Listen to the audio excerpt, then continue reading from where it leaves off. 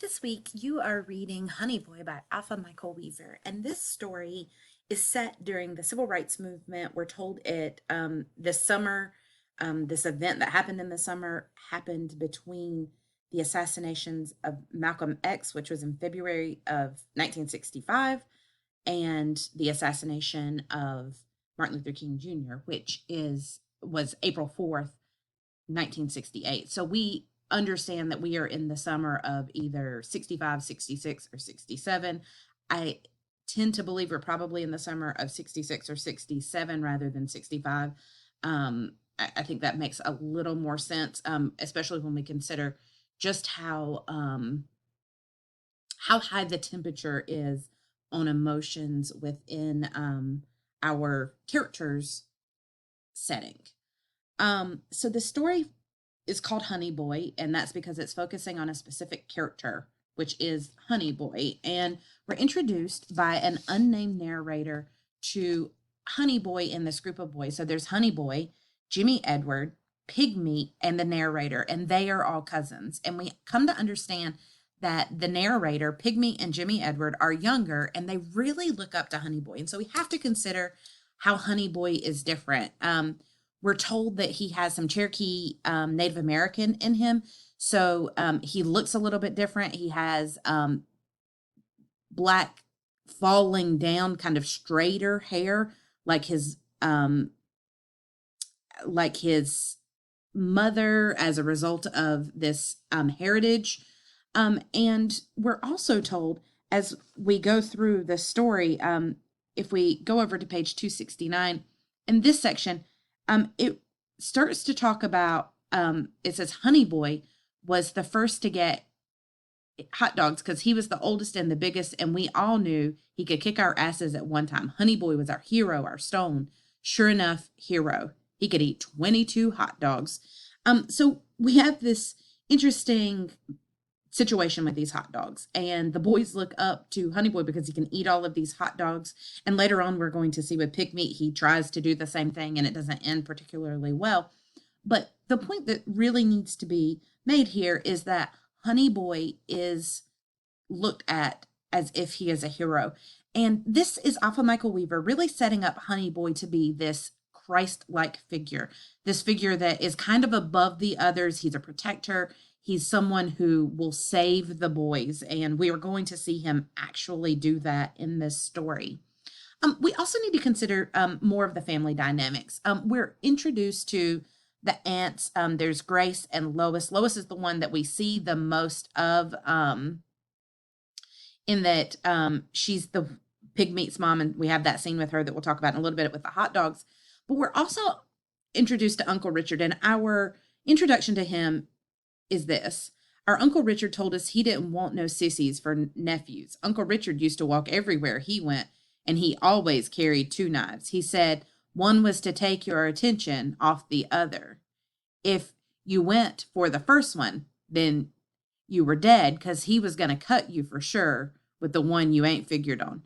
And this is really helping us understand the kind of man that Uncle Richard is. He's a very tough guy. We understand that he's served some time. This is also to help us understand the setting, which is in Baltimore. We talked about it being the 1960s earlier between those assassinations of Martin Luther King Jr. and Malcolm X, but it's also a time period and place that is tumultuous. Baltimore in the 60s was rough. This story was written in the 90s, and our character is looking back from the 90s to the 60s, and he says it's still rough. And even today, Baltimore is known for a lot of crime and difficult scenarios within the community. And so I say all of that to say that this is really working both to characterize Uncle Richard and kind of the sentiment of how things kind of were during this time period in Baltimore. We're told people from Baltimore can be so vicious that they kill you and follow your soul to wherever it goes so it can kick its ass too. And the good Lord or Satan had better just get the hell out of the way. That's a really powerful way to describe a place. It is meant to show that it's a very difficult place to live. It's a difficult place to grow up during this time period in this area of Baltimore that this family is in. Um, so it's important to note that with Honey Boy, we have him characterized as this hero, this godlike figure. And I think we mostly understand this. If you have an older sibling or an older cousin, it's often that we look up to those older kids, if you will, with acclaim and as if they are some sort of hero when they're really just a kid who's a little bigger than us. But Honey Boy certainly does seem to accept the role of being their hero and their protector. And we see that in their journeys to the pool, which we'll talk about in a moment. But the next thing I would like to talk about is this situation with the hot dogs.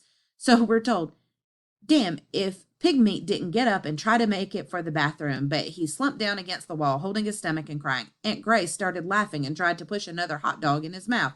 Aunt Lois came in a few minutes later from the market, and Pigmeat was rolling around. Boy, what are you always cutting the fool? Why are you always cutting the fool?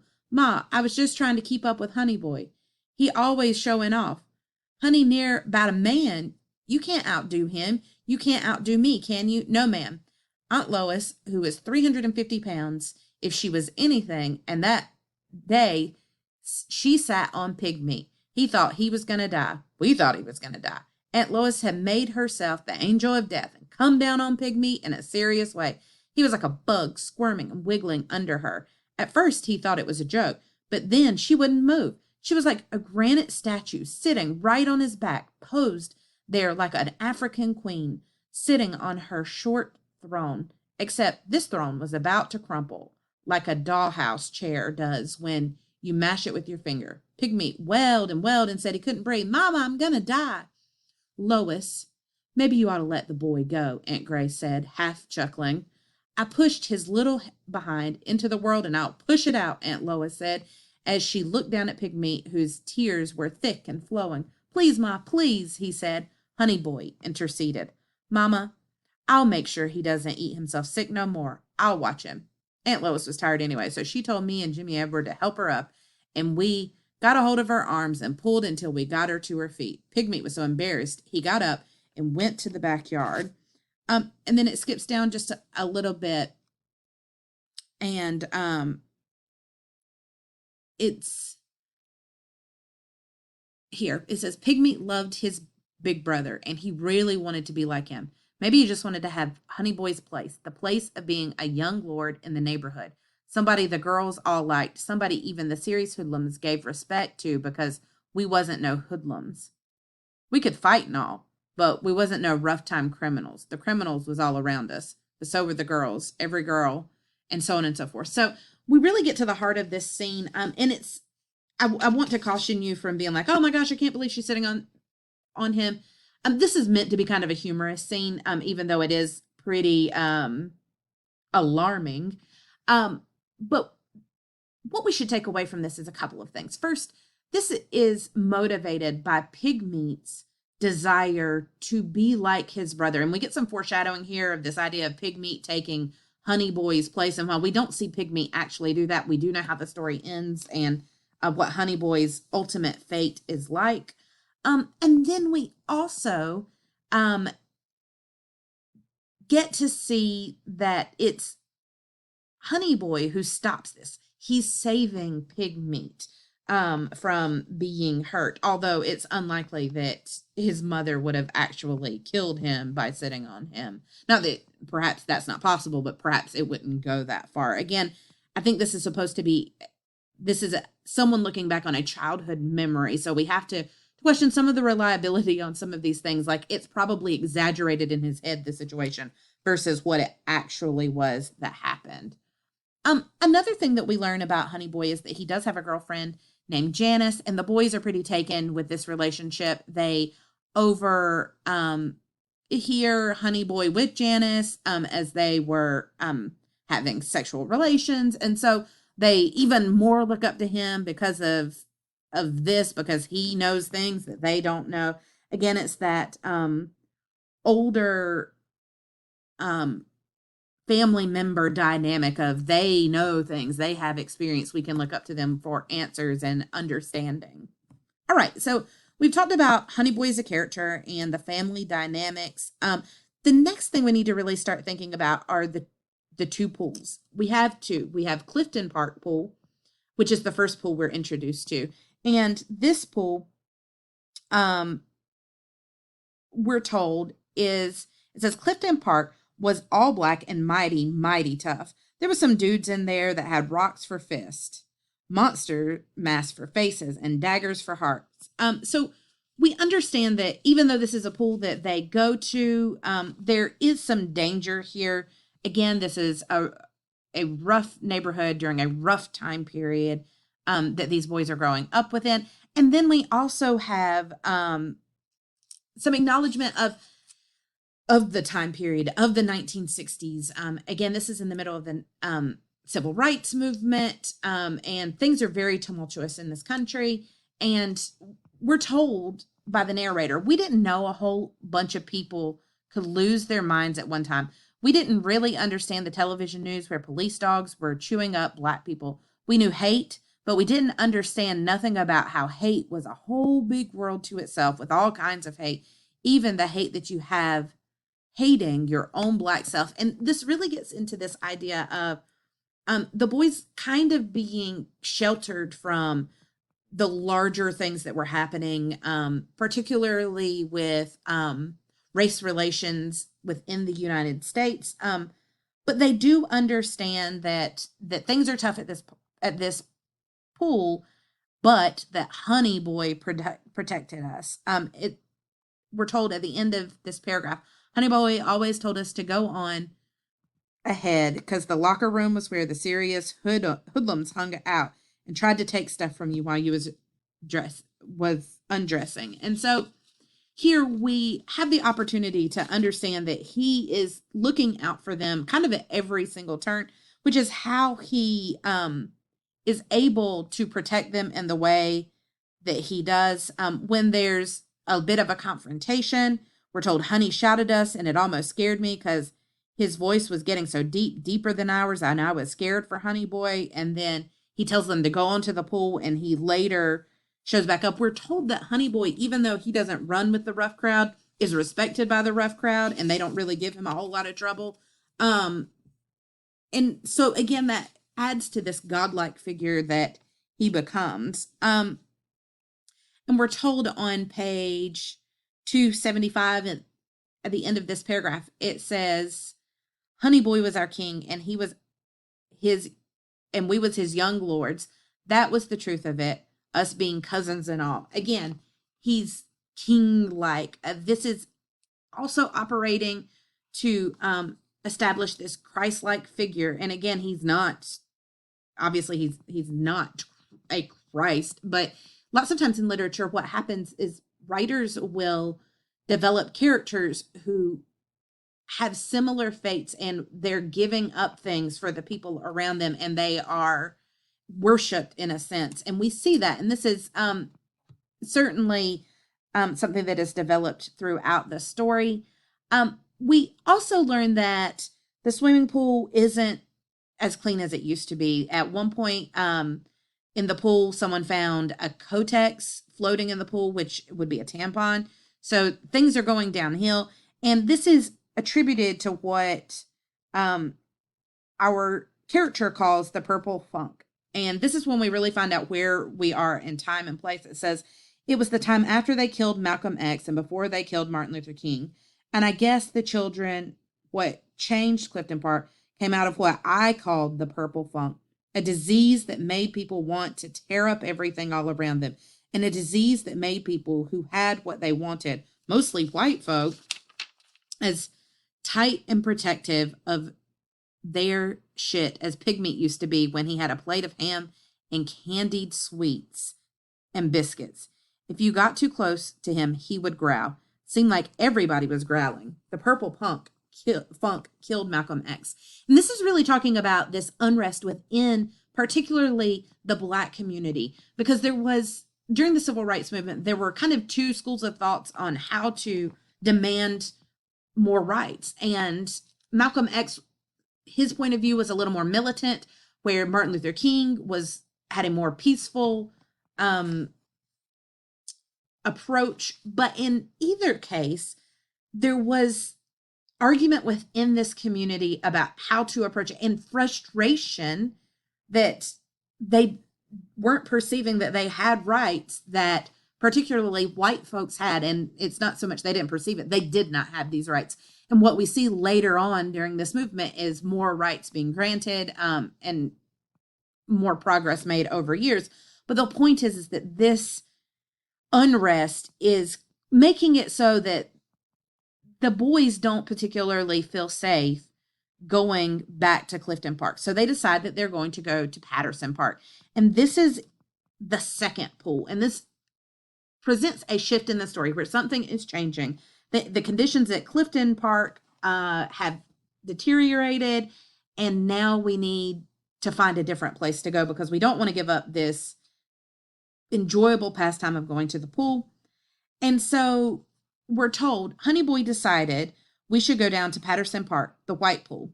Some other friends of ours had been down there. They said it was clean, nothing in the water. Some of our friends was talking about how pretty the white girls was, but that didn't faze Honey Boy. He was in love with Janice. And then it skips down just a little bit and it says, we was curious and ready to go when Honey Boy first said something about it, but it seemed like he wasn't really sure about going where things was supposed to be clean just because they was white. So there is some reservation about this. There some perceived danger about being Black kids in a white community in the white community's pool. And this is so much so that even Uncle Richard is a bit on alarm for this. And we're going to see that when they actually go to the pool. And we're given this interesting line toward the end of page 276 where it says, Honey looked over to where Black folk gathered in the pool and hollered and laughed. And he said, you got to fight to stay Black and you got to fight because you is Black. I wonder why. And this is really a commentary on what it means to be Black in the United States during this time period, or perhaps in general. Uncle Richard said, being Black is being more full of life. You like a bottle of good wine that's old and dark as blood. You make people jealous. And so there's this, Uncle Richard's trying to help Honey Boy understand this, that, it's that difference, that there's something special about, he perceives it as a Black man, about being Black. And he thinks that there's some kind of, he says jealousy here. And, that's a pretty common response when people are trying to work through why someone or a group of people are treating them the way that they are. Jealous is a place we often go to. And it works here as a explanation for Honey Boy because the story moves on. On page 277, we're told, the first day we went to Patterson Park swimming pool, Uncle Richard dropped us off because he didn't have to work that day. I think he took the day off so he could ride us down there.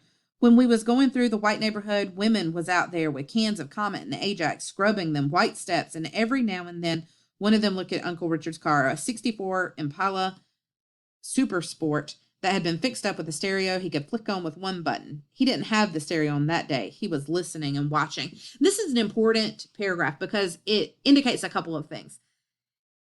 This is not an ordinary day. This is not an ordinary trip to the pool. Uncle Richard saw fit to take the day off work to escort these boys, and he's not listening to music. He is listening and watching. Again, they perceive danger, and rightfully so, as we understand how the story ends.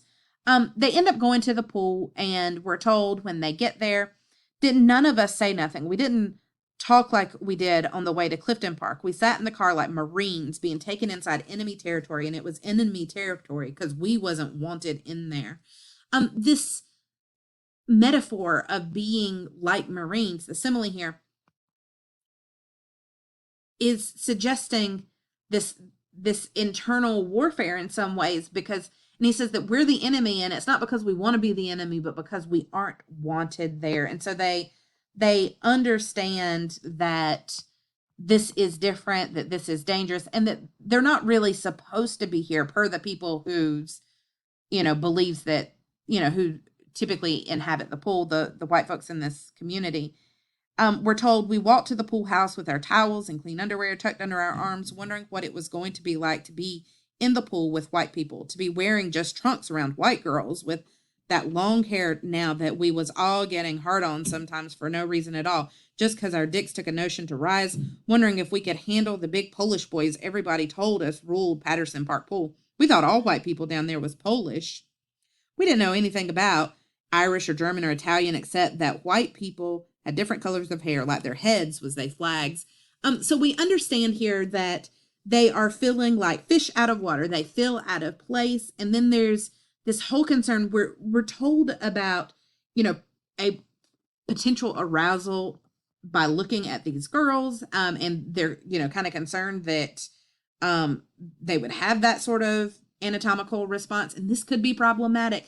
This is a time period where if there was any sense of impropriety, it would be very dangerous for these boys, simply because they, for lack of a better way of putting it, are out of place. They are Black. And there was a history of if a white person, particularly a white girl, accused a Black boy of doing something, he was pretty well considered guilty, and there were going to be consequences that were oftentimes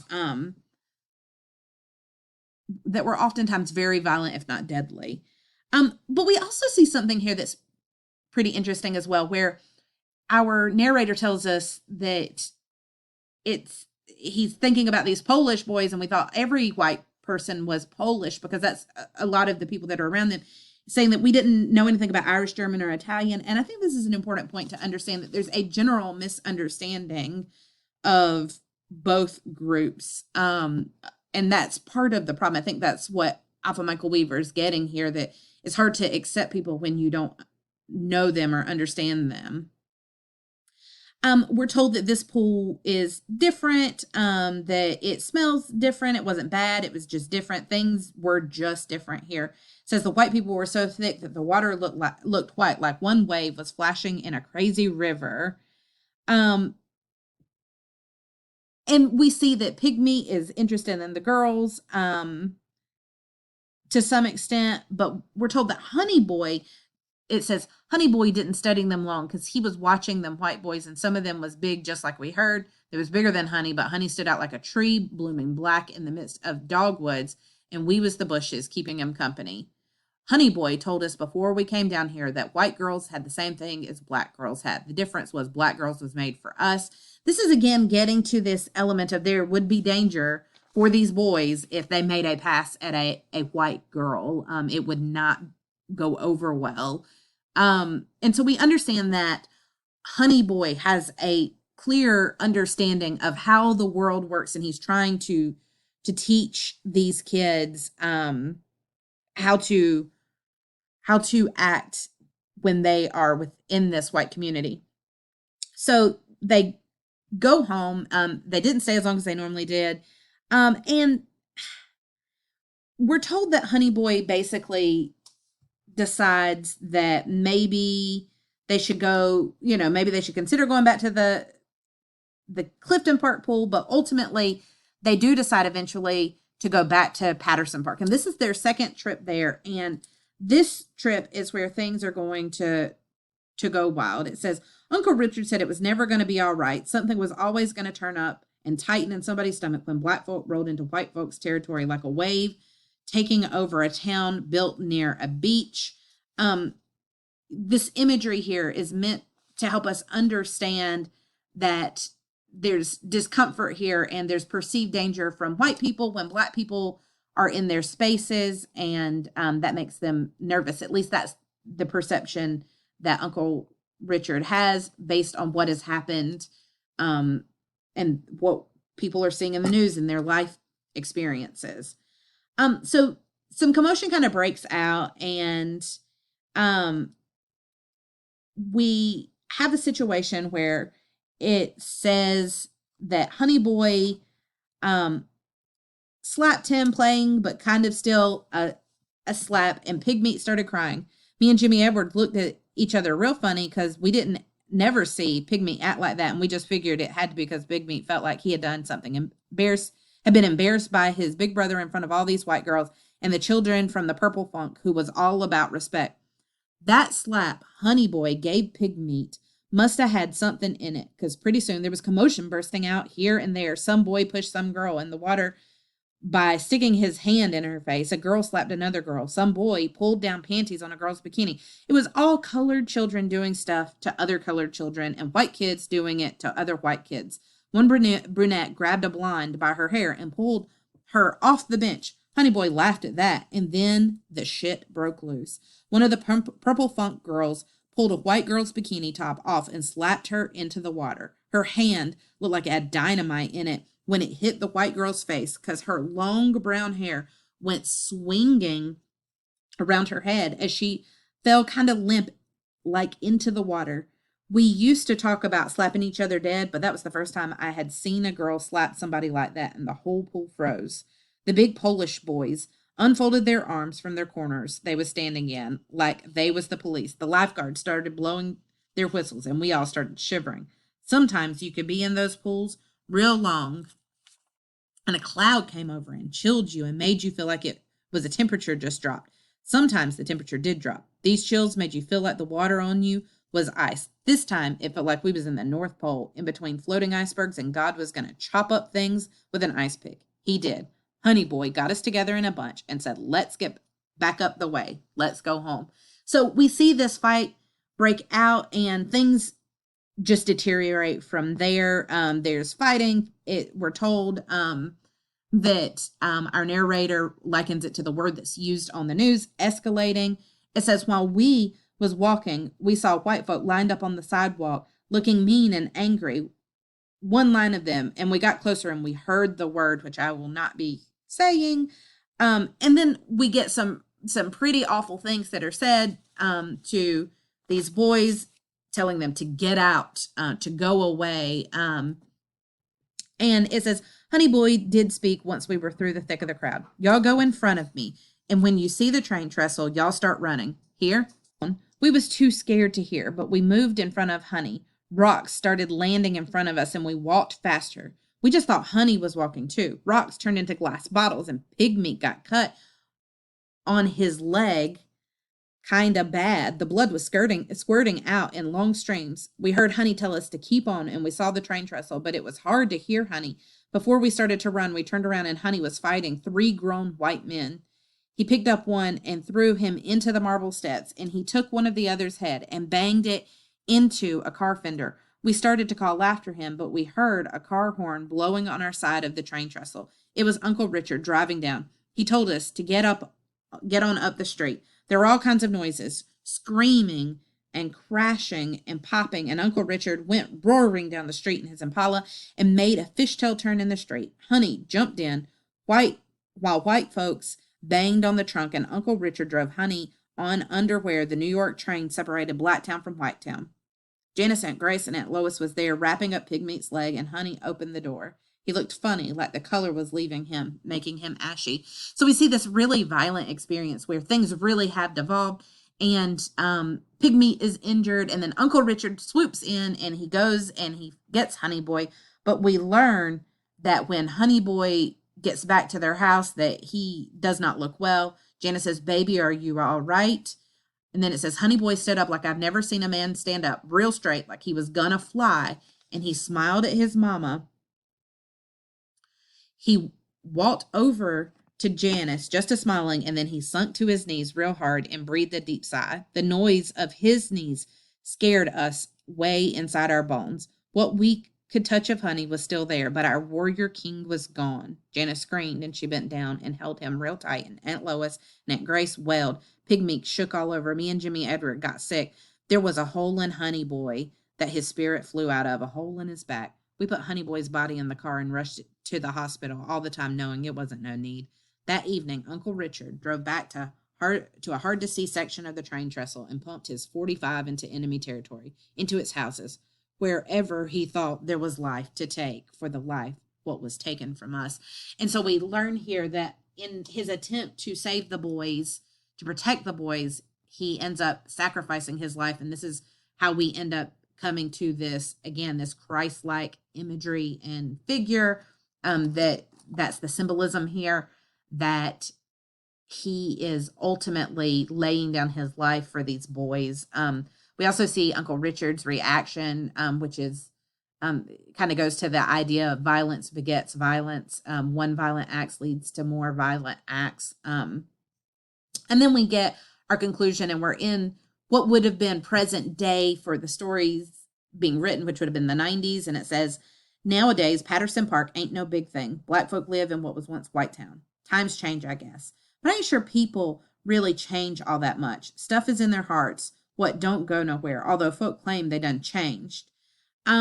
This is a really important point because we understand what the narrator feels like he's perceiving. He says, yeah, things are better in a lot of ways. People are intermingling. People have more rights. By all accounts, progress has been made.